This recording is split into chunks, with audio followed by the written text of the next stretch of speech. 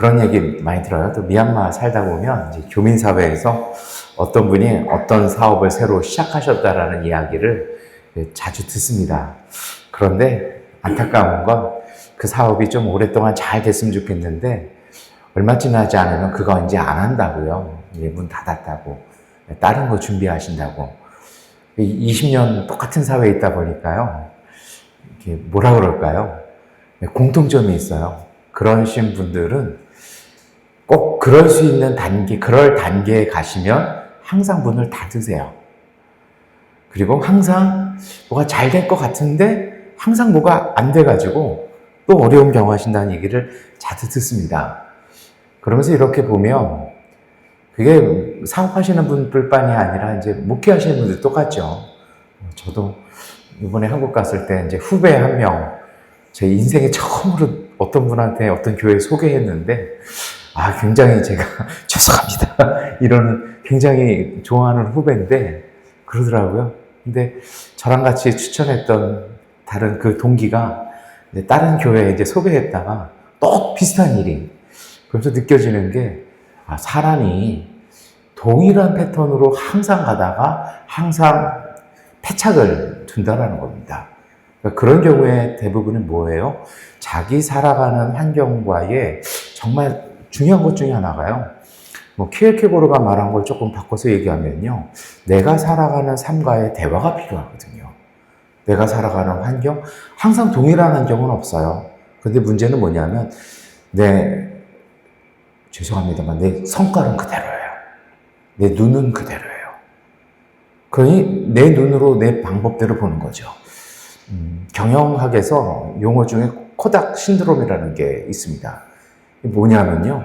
코닥이, 사실 이제 코닥 알면은 나이를 알 수 있을 정도잖아요. 저희가 자랄 때 저도 취미가 사진인데 전부 다 코닥 필름, 코닥 이너지 썼거든요. 코닥이 없으면 사진이 없어요. 근데 지금은 아니잖아요. 지금은 디지털 카메라를 쓰잖아요.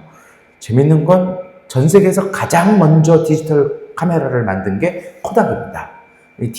엔지니어가 만들어 갖고 왔어요. 이것이 차세대다. 그랬더니 그거를 창고에 넣어놓고 이 직원은 어디 창고지기로 배정해놓고 연봉은 올려주고요. 절대 말하지 마라. 왜 그러냐면요. 그 당시 경영 책임자가 임기가 5년이에요. 디지털 카메라가 등장하는 순간 자기네 회사는 지금까지 오던 이 어마어마한 매출을요. 전 세계 독점하고 있는 걸 놓치잖아요. 그럼 자기 평가가 낮잖아요.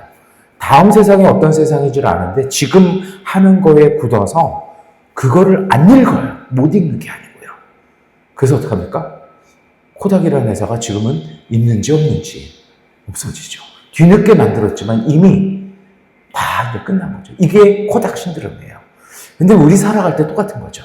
지금 내 성격, 내가 하던 패턴, 내 기준, 내 선호도가 너무 좋아서 앞에 내펼쳐 있는 환경과 그 삶과 때로는 하나님의 이끄심을 그대로 안 가고 지금의 내 것으로만 간다는 거죠. 성경에는 똑같은 것이 있죠.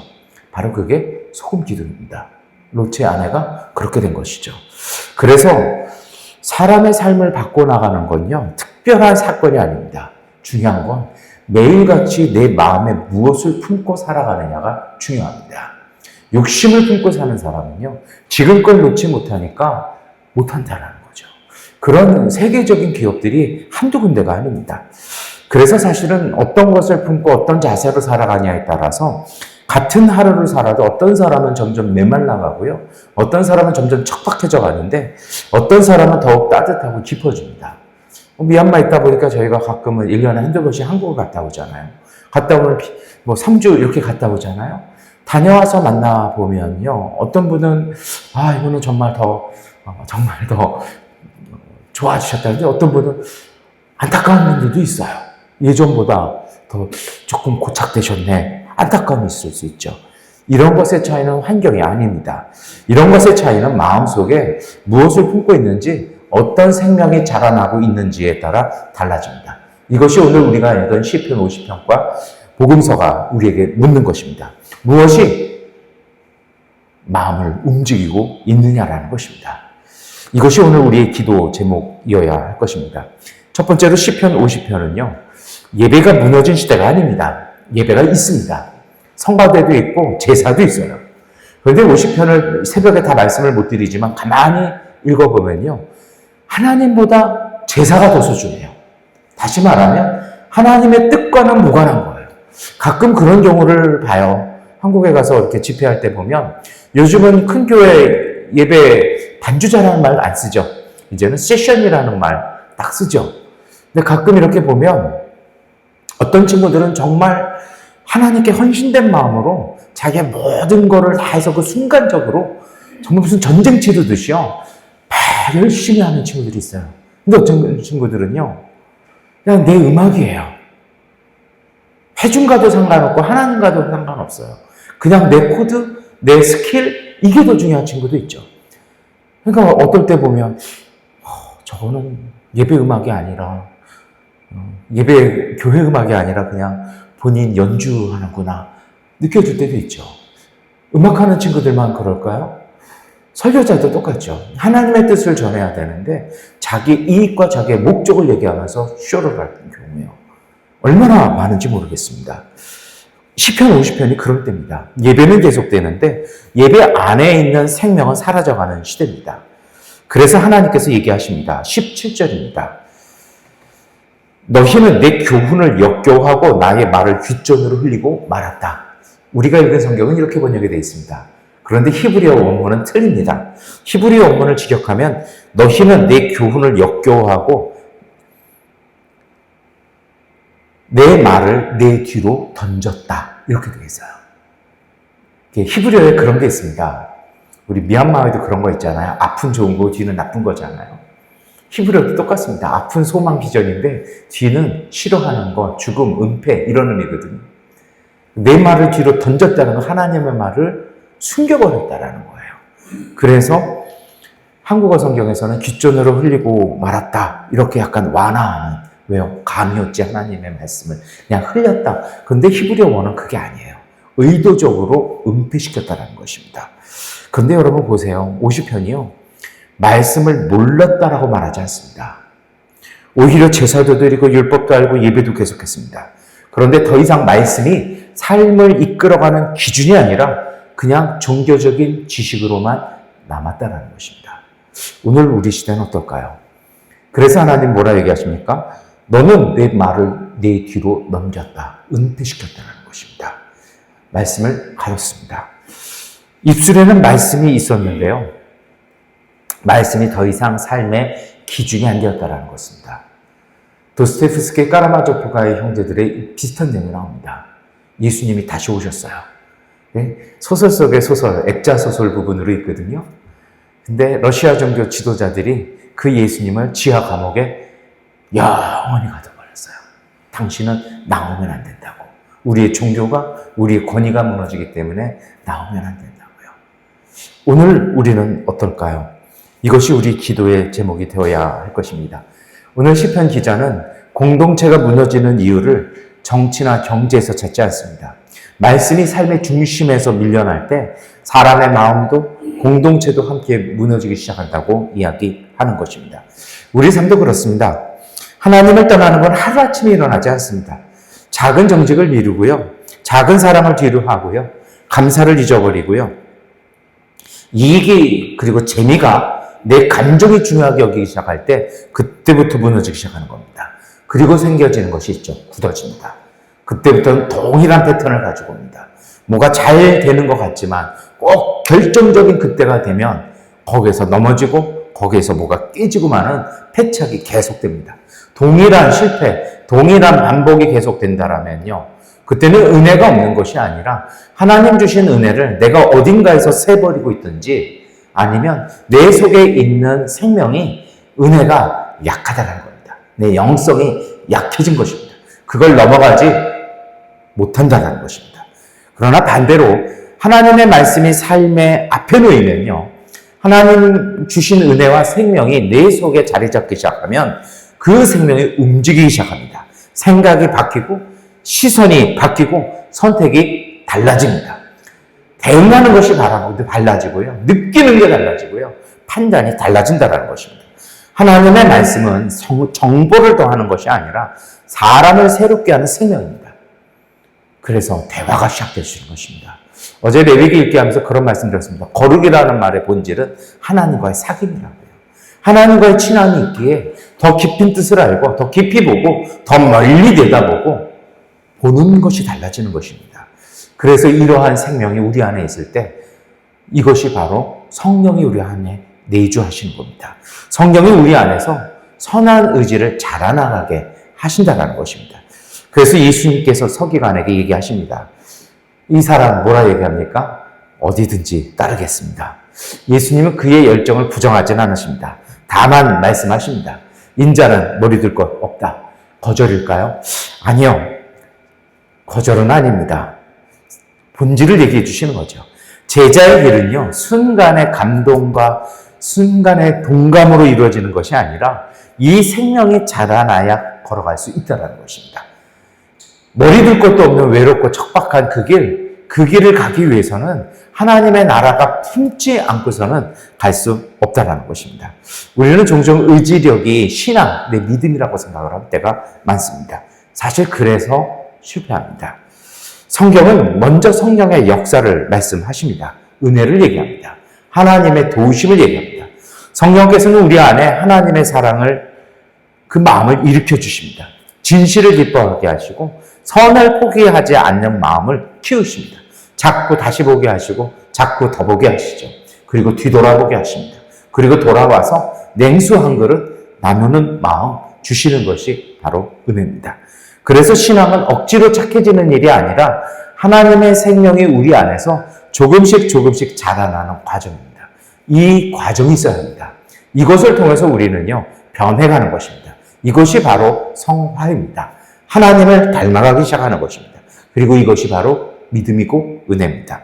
생명 있는 나무가 자연스럽게 열매를 맺듯이요, 성령이 함께 하시는 마음, 그 속에는요, 생명이 살아있는 마음과 인격과 삶 안에는 선한 의지가 자라고 이 의지는 작은 실천으로 이어지고요. 그 작은 실천 속에 하나님의 생명의 숨결이 불기 시작한다는 것입니다.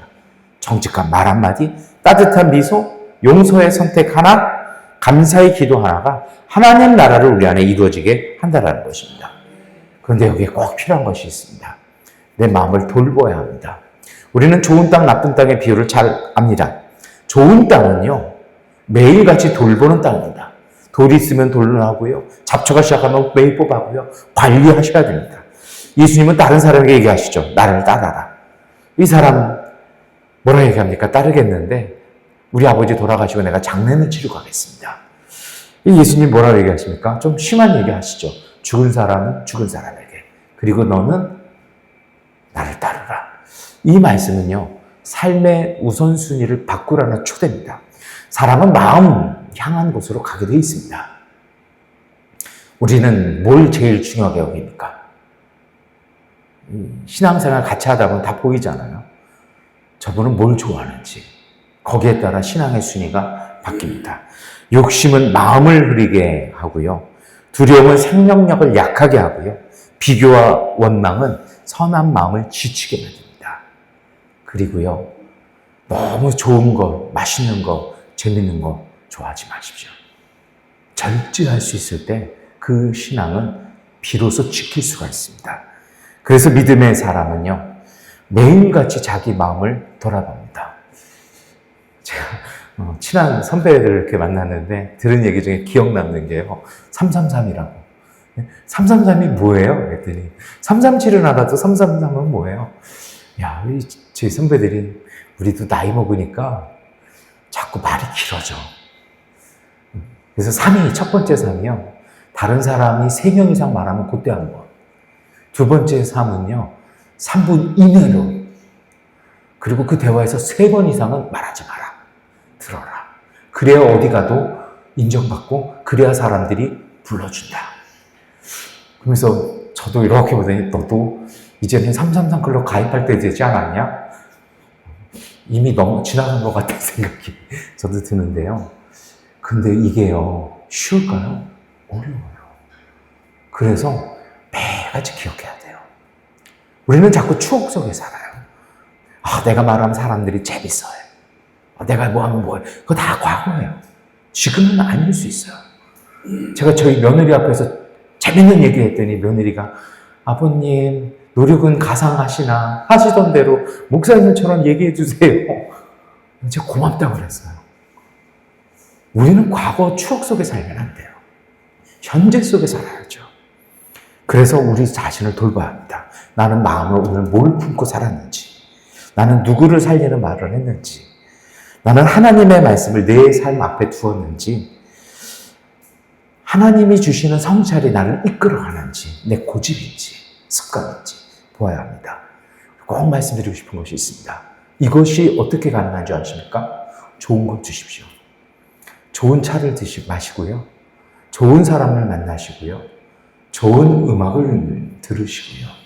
좋은 자리에 가십시오. 그리고 그 좋음을 내 삶 속에 하나라도 옮겨놓아 보십시오. 그것이 바로 생명을 내 삶에 심어가는 과정입니다. 이게 가능했을 때 그것도 가능한 것입니다. 오늘 시편은 마지막에 이런 얘기로 끝납니다. 감사로 제사를 드리는 자가 나를 영화롭게 한다. 여러분, 감사는 형편이 좋아서 생기는 감정 아니죠. 감사는요, 하나님이 함께 하신다는 것을 기억했을 때 이게 생깁니다. 그래서 감사하는 신앙은요, 기억하는 신앙입니다. 하나님을 경외하는 신앙일 것입니다. 그리고 감사는요, 마음을 맑게 하고 이 맑은 마음이 우리 속에 선한 의지를 지켜주고요. 선한 의지가 하나님 나라의 생명을 풍성하게 가꾸는 것입니다. 오늘 이 아침은 이것을 놓고 기도했으면 좋겠습니다. 신앙은 단 하루에 완성되지 않습니다. 사실은 이 모습이 우리가 하나님 나라에 갈 때까지 가져야 될 삶의 자세일 것입니다. 하나님의 생명이 씨앗처럼 우리 마음에 새겨지고 말씀으로 자라고 성령 안에서 열매 맺는 것입니다. 그래서 우리의 영성은 특별한 사건이 아니라 매일의 삶에서 자라는 것입니다. 아침에 말씀으로 마음을 열고요. 하루 동안 성령이 이끄시는 이끄심의 귀를 기울이고요. 저녁에 조용히 자신을 돌아보면서 감사하다라고 고백하며 잠자리 들어가는 소박한 삶. 이 속에 평화가 있습니다. 그리고 이 작은 영적인 습관이 마음을 맑게 만들고 선한 의지를 더 새롭게 하고 하나님의 생명을 더 깊고 풍성하게 하는 것입니다. 때로 우리가 거창한 일 못할 수 있습니다. 그러나 이렇게 살아갈 때 이것은 더 이상 결코 작은 삶이 아니라 하나님이 오늘 우리를 통해 우리를 빚어가시고 우리 사는 삶을 만들어가시고 우리 사는 공동체를 복주시는 그 영적인 거룩한 숨결이 이르는 복된 시간 될 것입니다. 이 은혜로 승리하시기를 축원합니다. 기도하겠습니다. 사랑의 아버지 하나님, 오늘도 주님의 말씀으로 우리의 마음을 두드려 주옵소서. 분주한 삶에서도 마음이 흐려지지 않게 하시고 말씀을 삶의 가장 앞에 두고 살아가는 지혜를 주옵소서. 우리 안에 성령의 숨결을 새롭게 하셔서 선을 사랑하는 마음과 하나님의 사랑을 실천하는 용기 날마다 허락하여 주옵소서. 작은 일에도 감사하게 하시고 만나는 사람마다 생명을 살리는 말과 행동을 선택하게 하시며 우리의 하루가 주님의 평화를 전하는 예배가 되게 하여 주옵소서. 우리 안에 시작하신 하나님의 생명을 날마다 자라게 하시어 이 생명의 가정과 교회와 세상에 따뜻한 희망으로 따스한 열매로 흘러가며 맺어지게 하여 주옵소서. 예수 그리스도의 이름으로 기도드립니다. 아멘. 기도하는 시간을 갖겠습니다.